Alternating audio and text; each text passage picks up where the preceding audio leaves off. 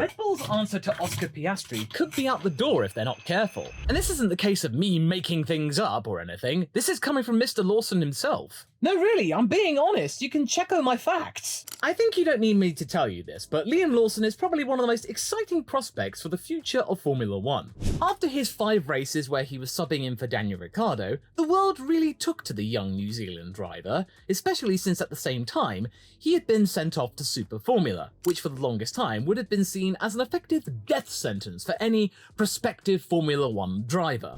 But in recent times, it started to actually become the opposite of that. In fact, he almost won the title of Super Formula, only missing it by that much. By the way, the Super Formula champion from that year, Ritomo Miyata, is in Formula 2 this season, and he's not doing too badly, so keep an eye on that guy. But either way, thanks to the heroics of the young Kiwi, it made the return of the Honey Badger into the Red Bull fold all the less impressive, and now people are like going,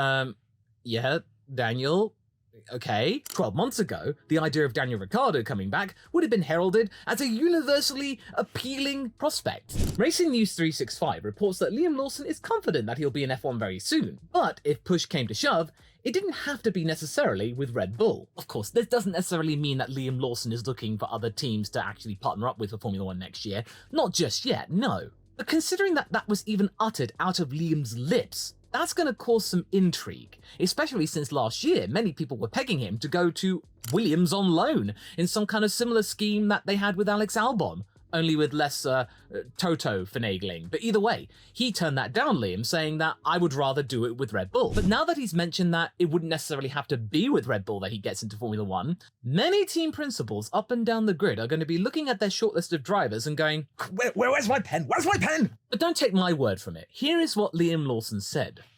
Ahem. Obviously for me, the dream is to drive with Red Bull, and I've been with them now for more than 5 years. They're the most competitive team in Formula 1 right now, so if I could choose, I would drive with them. But my dream is to be in Formula 1, and if it can't be with them, then obviously, I need to try and make that happen with somebody else. Now, the way you interpret it is very, very critical here. It could be a little bit of teasing, it could be just a little bit of banter, but at the same time, it's kind of loaded, and I find this entire situation rather hilarious and also ironic. My friend, a short view back to the past. Max Verstappen and his gang are in a hurry to get into F1, and during a very successful and surprising singular year in junior single-seaters, the team surrounding Max are looking for a place to go racing in Bernie's circus. Naturally, with Mercedes looking like a very solid bet, they decided to give them a call. And the likes of Toto and that gang are more than happy to discuss terms with the likes of Max Verstappen, who have been doing really well in Formula 3 and karting. But the problem is, though, is that they didn't have a junior driver program. Of course, Max was looking like he was going to be a very amazing driver for the future, but Mercedes surely could not have possibly gambled or bet the farm on this young kid, considering what they had under the bonnet for 2014, the turbo hybrid regulations proving to be a very, very sweet time of it for Mercedes, and not to mention for the fact that they had 2 very majorly quick drivers in Lewis and Brittany. Would you really kick one of them out of the team, probably for a hefty price, just for the sake of running this brand new rookie who may or may not be all that good, or may not gel well with the existing and surviving driver? But it would have been really fascinating, though, to see a similar dynamic to what we saw with Hamilton Alonso for 2007, but this time Hamilton being the senior driver and the senior champion, and then Max Verstappen running rings around him maybe, or proving to be a massive thorn in his side that many people would have expected. But either way, it was going to take too long to get into F1 because there was going to be some sort of GP2 deal for 2 years, and so thusly, Red Bull and Helmut Marko came to the rescue and offered the Verstappens a way into F1 with Toro Rosso. And the rest is history. And that's why the Mercedes Junior team exists. This time around, Red Bull, they are the ones that are dragging their feet and being very slow when it comes to giving a prospective young driver who has incredible amounts of talent a place on the Formula 1 roster. Now they're going, well, we might have a seat with you in 2025, just be patient, Liam. Tell you what, let's give you some more time in the simulator, and maybe you can have some fun in the RB18 doing some circulations around there. Like Behrman's doing that with the 2022 Ferrari car, but be like Behrman. Just wait your time, Liam. You'll get there eventually. But in a way, it's even more galling for the fact that Liam has driven a Formula 1 car and scored in one, showing to the world, like Behrman did in one race, that He is more than ready to be in Formula 1. Lawson did that for 5 times longer than Oliver did, and he also did it in a car which was slower, and impressed considerably. So understandably, he and the rest of the world are kind of annoyed with Red Bull, as am I. Red Bull are now the ones in the thick of it, with too many drivers and not enough spaces. There is a growing prospect that Lawson could just abandon them and get into bed with another team perhaps. Have some more argy-bargy with Oscar Piastri like he did in Monza, to try and figure out who is the best young driver to have come out of Oceania in recent times. Now no, this is not a done deal. Lawson isn't giving up on Red Bull right now. He is hoping that he can join Formula 1 full-time with Red Bull and the Red Bull camp. Of course he is, because they're the ones that backed him. They're the ones that invested in him and put faith in him. Ideally, he would like to do it, but there's only so long people can wait. And remember that Hamilton comment I mentioned the other day? Loyalty has its limits. Well, the limits are starting to be breached with the likes of Liam, perhaps. And remember that whole stint that he did in Super Formula, now no longer the Formula 1 graveyard? It actually proved to be a lot more useful than even he thought, that it gave him the preparation needed to drive a Formula 1 car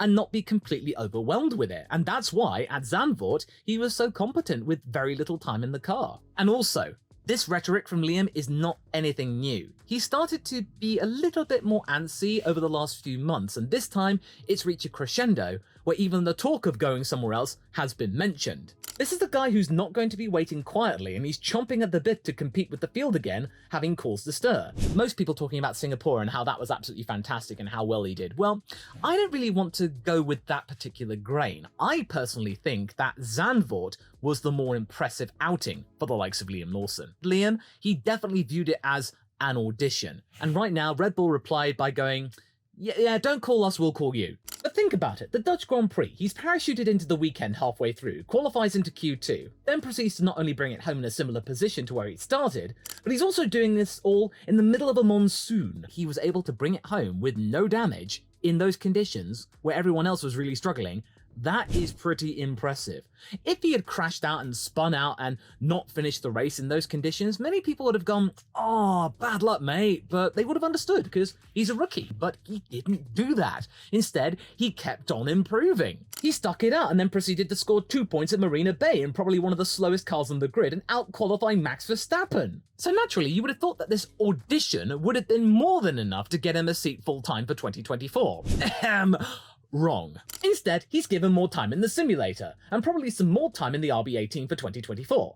Typically, like in the case of Felipe Drugovich and Teo Porcher, you would be a little bit disappointed for a while, but then you would just shrug your shoulders and get on with the job. Settle your life into reserve driver purgatory. Not Liam, though.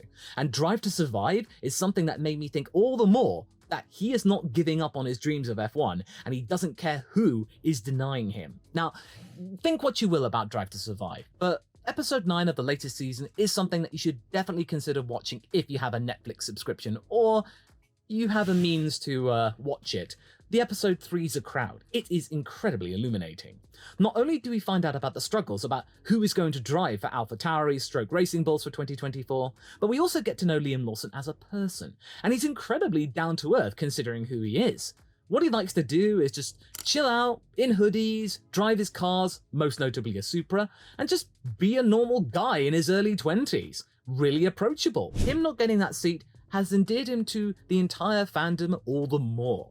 And what does he go and do with it? Well, he goes and starts a YouTube channel, so we can see more of his time in hoodies and Supras, and just general larking about, relating himself more to the common person, and therefore making people more aware about who he exactly is. And therefore, when he does get that seat in Formula 1, he will be absolutely popular amongst everybody, because people know exactly what he can do, and now people know exactly who he is. This was a masterstroke of a move. And yeah, go subscribe to him if you haven't already. Okay, so why didn't he get a seat then? Well, it's simply down to, this fella. Now, before you say anything, I am not a hater of Daniel Ricciardo. Why would you be? He's a nice guy. He's proven to be really quick. What is there to hate about him? But you get the feeling, though, that he is cursing the day that he injured his hand at Zandvoort. If he hadn't done that, and he continued on with the 2023 season steadily improving, people would have been far more glowing of his return, like they were at the Hungaroring the previous time out. He probably would have had more time in the car, gotten used to it, and we might have had more moments like we saw in Mexico, where he puts the car in 4th place and then gets a P6 and really puts AlphaTauri back in the contention for not being last. If he'd had a few more races to do so, he might have scored a few more points, and they might have even had 7th. It might have been even better for them, and more people would have been thinking, yeah, Daniel's back and he's here to stay. His future in Formula 1 would have been far more assured than it is currently when he had a 5-race sabbatical to recover from his injury. Because he was looking pretty decent considering that he hadn't been in a car for several months, and we'd heard so many good things from the RB19 Pirelli tyre test. This was just more of the same. He then comes back in Mexico, does so well, people think that the Daniel is back. Yes, he has a little bit of bad luck in Interlagos because of a lap timing count technicality thing, which also affected my boy over here, which meant that he was a lap down even though they thought that he wasn't. So therefore that scuppered his race, because the pace at the end of the race, he looked pretty good. Something that I didn't notice at the time, but I have now. But when you get to the end of the season and what we saw in relation to Yuki Tsunoda, the world wasn't exactly brimming with anticipation for the future. Sure, Daniel seemed more at ease with the car, and the McLaren woes had seemingly not been part of the care package that Woking had brought with him, but the overall consensus was relatively muted, and some people going, yeah, we still want Liam in the car though. But the plan was still in motion. 2024 would be the year that Daniel gets himself reacclimated to F1, and if he does well enough, he'll go back into the Red Bull senior team to partner Max Verstappen, the status quo then being restored, something that had not been seen for a few years, and Christian Horner realizes his dream, scratches his itch, and is satisfied that he now got the driver that got away back in the fold. Because put simply, it's Christian Horner who primarily wants Daniel Ricciardo to stick around in Formula 1 and to ideally be back at Red Bull.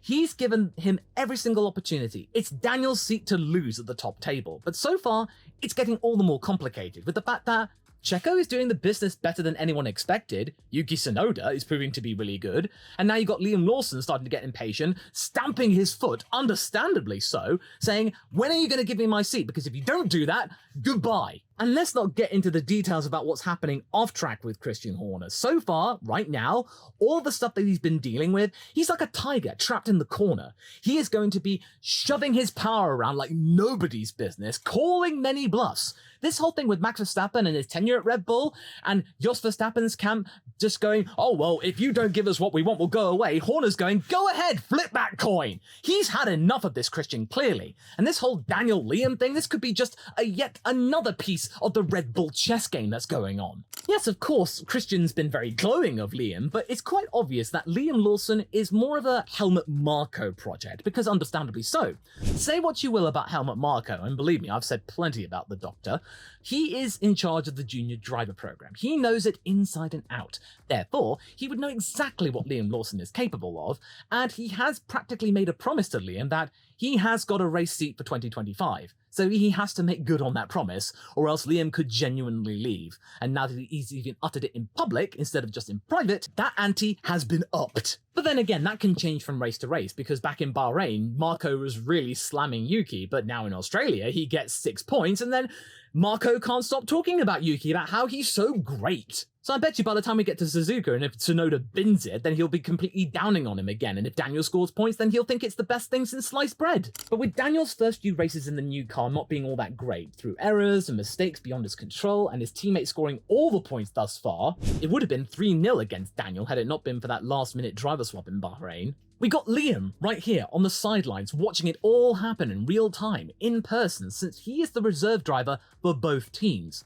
He's going to be looking at Daniel struggling through sometimes his fault and sometimes not his fault, and cursing under his breath, thinking, that could have been me over there. I could have been driving that car against Yuki and showing people what I can really do. Because in those 5 races where he was Tsunoda's teammate, he was relatively close. And if you look at the really fascinating statistics site, Formula1points.com, where they compare head-to-head those 5 races, Yuki and Liam were relatively on top of one another, with Liam getting the slightly better average race result and more laps completed. In just a few races, could be at a similar level of skill that Yuki is, having been competing in 2 and a bit seasons. It's not trouncing Yuki, but it's more than enough to say that the two drivers are relatively comparable. Another thing that might be getting Liam Lawson down is that he can't even take part in FP1 sessions anymore to try and just make sure that he's still on his toes, because he's competed in more than 2 Grand Prix.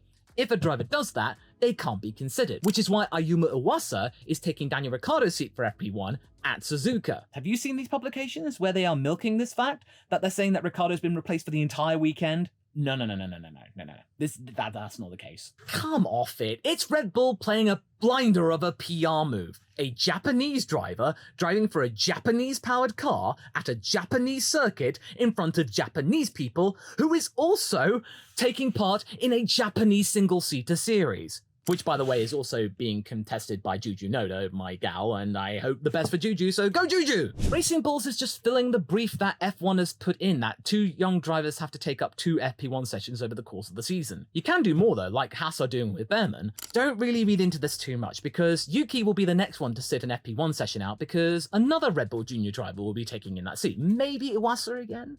But this is just something that all the teams have to do. So don't read into this one just yet, but maybe read into that if Iwasa and Ricciardo are in the same car, like we saw with De Vries and Latifi at Paul Ricard in 2022, when De Vries went faster than Latifi. Maybe you can read into it a bit if that happens. So when you look at the bigger picture, Liam has every right to be angry and irritated that 5 races of solid driving and scoring points in a below-average car was still not enough to get him into F1. And the guy that denied him the opportunity is currently in a death spiral in relation to Helmut Marko. The rumours going around like crazy saying that supposedly he had a 2-race ultimatum to keep his seat in Formula 1, which has been said to be not true by the doctor, saying that, oh, Daniel's situation, oh, it's probably a mental problem or something like that, which is not exactly a sensitive way to say it. And Daniel has been saying that, oh, I haven't got any bad thoughts, I'm just going to ignore it, I'm just going to continue doing what I do. But still, these rumours are circling around, and it's really not going to be doing Daniel any good, and that's not fair on Daniel. I want him to succeed, I want him to prosper. I don't want his Formula 1 career to end like this, like we all thought it might have done in 2022. That's not fair on the guy who has won multiple races. But at the same time, Red Bull have got yet another headache now that Liam Lawson is starting to get more and more vocal about he wants to be in Formula 1, and if he can't do it at Red Bull, he'll do it somewhere else. Maybe he might give Williams a call after all if they get their act together with the FW46. And hey, this might be really good for Yuki Tsunoda. That means the pressure is off him and he can just continue to do better. I mean, really, he's been the one that's been doing better so far in 2012, just saying. Or alternatively, as some kind of Hail Mary, just to make sure that Liam Lawson doesn't escape, they might just give him the top seat after all. Liam Lawson next to Max Verstappen. Zanier things could possibly happen. That contest for the 2nd seat at Red Bull could be sent into overdrive, which is something I explore more of in this video here that you can go and watch right now. Trust me, it's getting incredibly spicy.